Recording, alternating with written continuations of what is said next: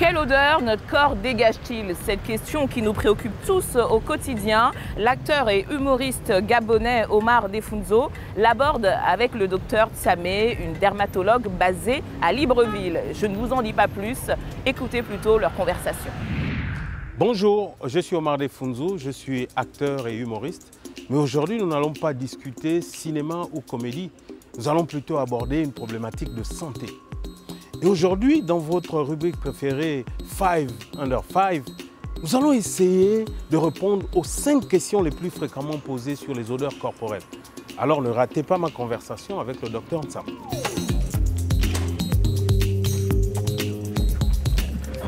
Merci.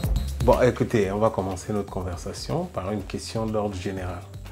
Je voudrais savoir pourquoi certaines personnes ont des odeurs corporelles fortes et d'autres non. C'est dû à quoi?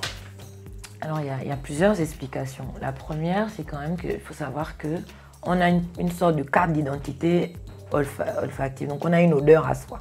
On a chacun une odeur corporelle et ces odeurs-là peuvent être plus ou moins fortes en fonction de leur composition. Les hommes sentent plus fort que les femmes, ça c'est connu.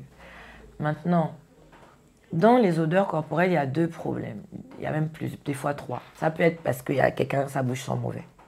C'est les caries ou les problèmes digestifs, quand on a des problèmes à l'estomac. Ça peut aussi être chez les femmes qu'au niveau des organes génitaux, il y a un problème, une maladie qui pourrait donner cette odeur de poisson pourri là.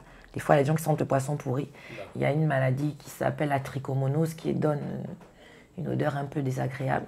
Et puis, il y a maintenant l'odeur de la personne elle-même qui est dans sa sueur. Maintenant, chez certaines personnes, au niveau des aisselles et du pubis, il y a des glandes qu'on appelle les glandes apocrines. Ces glandes-là fabriquent un truc qui est un peu gras et qui est censé transporter chez les mammifères des phéromones. C'est ce qui fait l'attraction sexuelle. Chez les humains, il n'y a pas trop ça. Mais malheureusement, quand on est stressé, quand on est ému, on sue beaucoup et ces glandes-là commencent à fabriquer ce liquide un peu visqueux, là, cette sueur un peu grasse. D'accord. Bon, maintenant, pour ces personnes-là qui ont des odeurs corporelles fortes, est-ce qu'il n'y a pas des moyens naturels auxquels ils pourraient avoir recours pour pouvoir se départir de ces odeurs-là? Déjà, il faut vérifier qu'on n'a pas une alimentation qui perturbe l'odeur de notre sueur ou qu'on ne boit pas quelque chose qui est... Ensuite, comme c'est un problème de bactéries, les savons antiseptiques ont tendance à sécher. Et en plus, ça tue les bactéries. Donc, c'est déjà se laver avec des savons antiseptiques, c'est bien. La deuxième chose, quand ça persiste, c'est qu'il faut prendre des antibiotiques. Là, il faut consulter quand ça persiste. Par exemple, si on sent fort, c'est mieux de se laver 2 fois par jour, 3 fois par jour pour diminuer la quantité des bactéries.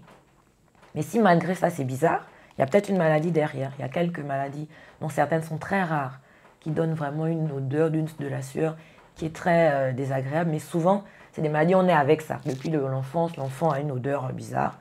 Et ça, c'est d'autres problèmes. Moi, tous les bébés que je vois, ils sentent bon. Oui, parce que heureusement, ce sont des maladies très rares. Mais chez les adultes, ou quand ça commence, ça commence souvent vers l'adolescence. Vous remarquez les adolescents, les garçons là, qui n'aiment pas trop se laver, ils sont très forts. Il y a l'odeur du muscle de la masculinité. Quand les jeunes garçons ont ça, s'ils se lavent correctement, régulièrement, ça diminue ça. Et puis il y a le pH, donc l'acidité des aisselles et tout ça là. Les choses des grands-mères là, de mettre le bicarbonate, de mettre le citron, ça fonctionne. Disons, à côté de ces méthodes-là, est-ce qu'il existe d'autres moyens pour pouvoir se défaire totalement des odeurs corporelles? Alors, comme ça commence par la sueur, il existe des techniques chirurgicales qui permettent d'arrêter en fait la production de sueur au niveau de ces zones-là. Ah. Oui. Il y a aussi des médicaments qui permettent de diminuer la quantité de sueur produite. Des fois, même on met des anxiolytiques. C'est-à-dire, si on n'est pas trop anxieux, si on est détendu, si on écoute beaucoup les sketchs du grand président, on rigole. Non, mais sérieusement, ça change la composition dans le bon sens. Et à ce moment où vous rigolez, quelle peut être l'odeur? C'est-à-dire que quand tu es tout le temps apeuré, énervé et stressé, tu as une odeur qui n'est pas forcément agréable. Tu sens la peur, tu sens la colère. Bon, pour faire simple, ça sent la colère, ça sent la peur. Pour les autres, c'est désagréable. Et donc, si on a l'odeur de quand on rit, l'odeur de quand on est détendu, pour les autres, c'est agréable aussi. Est-ce que le risque d'avoir un cancer de la peau est du fait de mettre beaucoup de quantité de parfum ou bien la superposition de plusieurs parfums, 2-3 parfums sur la peau? Si vous n'avez pas d'allergie et qu'il n'y a pas de facteurs allergisants dedans ou cancérigènes, il n'y a pas de problème. De toute façon, l'alcool, ça brûle. Donc si vous en mettez beaucoup, vous allez brûler. Ah, ça n'irrite pas seulement, ça saoule aussi. Oui, c'est vrai. Mais dans tout ça, le problème de la quantité, c'est que la peau, comme je vous ai dit, il y a une petite graisse dessus. Oui. L'alcool, c'est un solvant des graisses, ça fait fondre la graisse. Donc, quelque part, vous allez dénaturer la composition, l'équilibre, si vous en mettez trop. Merci à vous, docteur. Et quant à vous, chers amis, vous savez désormais tout sur les odeurs corporelles. Et surtout, merci de nous avoir suivis. Observons une courte pause. À notre retour, nous partirons au Botswana à la rencontre du docteur Ralefala Tlotlo, la seule oncologue en activité dans le secteur public botswanais. Mais surtout, ne ratez pas notre reportage inédit sur les enfants des mères incarcérées au Kenya. À tout à l'heure.